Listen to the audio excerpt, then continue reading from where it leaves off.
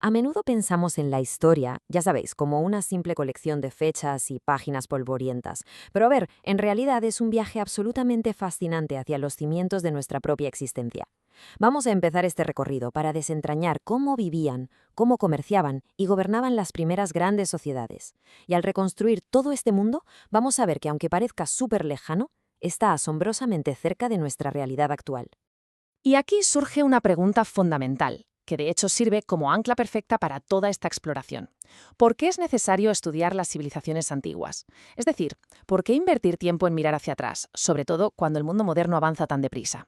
Pues bien, lejos de ser un simple ejercicio académico aburrido, esta interrogante es literalmente la clave para entender quiénes somos hoy. Mirar la antigüedad es, en realidad, encender una luz enorme sobre nuestro propio presente. Vale, vamos a meternos de lleno en esto. Las antiguas civilizaciones no desaparecieron sin más en el abismo del tiempo, ni mucho menos. Dejaron un legado gigantesco e imborrable. Estas sociedades pioneras marcaron, y esto es crucial, absolutamente todas las esferas de nuestra vida actual, construyendo los cimientos sobre los que hemos edificado el mundo. No estamos hablando solo de ruinas de piedra, sino de las ideas y estructuras fundamentales que definen lo que significa vivir en una sociedad organizada.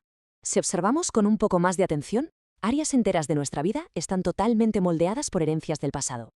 Hablamos de las artes, la arquitectura, descubrimientos clave, inventos y hasta las costumbres más cotidianas.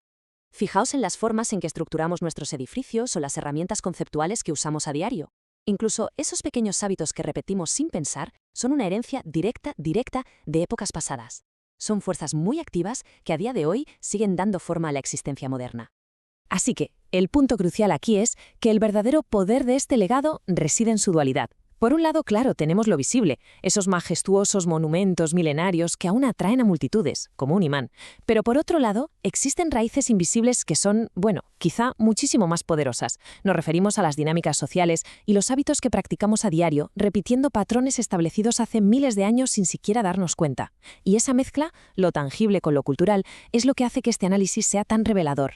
Y hablando precisamente de esas raíces invisibles, ¿de dónde proviene el idioma que hablamos hoy? ¿De qué raíces antiguas? Es increíble pensarlo, pero esta es una de las herencias más profundas que poseemos. Cada palabra articulada, cada estructura gramatical que usamos para comunicarnos, tiene un origen ancestral. El lenguaje actúa como una especie de puente vivo, una herramienta cotidiana que al analizarla a fondo nos revela un mapa histórico fascinante, lleno de conquistas, comercio y muchísima evolución cultural. Ahora, al observar escenas de la antigüedad, resulta súper fascinante buscar esos ecos del pasado en nuestras actividades del día a día. El reto que tenemos ahora es identificar aquellos elementos que nos resulten familiares. Ya sabéis, esos pequeños detalles que logran trascender el tiempo y que demuestran que en su esencia más pura, el comportamiento humano y la forma en que nos organizamos en comunidad mantienen patrones sorprendentemente constantes. Lo realmente interesante de esta escena es el increíble nivel de detalle de este bullicioso mercado mediterráneo. Es una imagen llena de vida y comercio que resulta sinceramente reconocible al instante. Vemos cestas repletas de frutas, pescado fresco, piezas de carne, toldos protegiendo a los comerciantes del sol implacable. Familias y personas de todas las edades regateando, examinando productos de cerca. A pesar de las túnicas y de la arquitectura clásica, esta dinámica refleja a la perfección cómo operan los mercados modernos. Es, sin duda, una instantánea de una cotidianidad totalmente atemporal.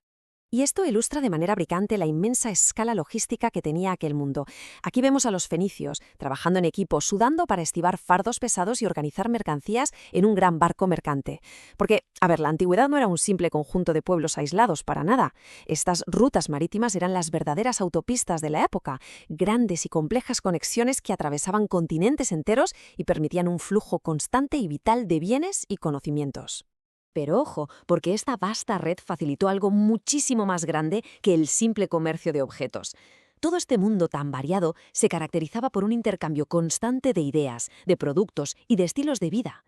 Imaginemos que cuando un barco llegaba a un puerto extranjero, no solo descargaba ánforas o telas, traía consigo nuevas costumbres, formas de arte distintas, idiomas exóticos y filosofías rompedoras.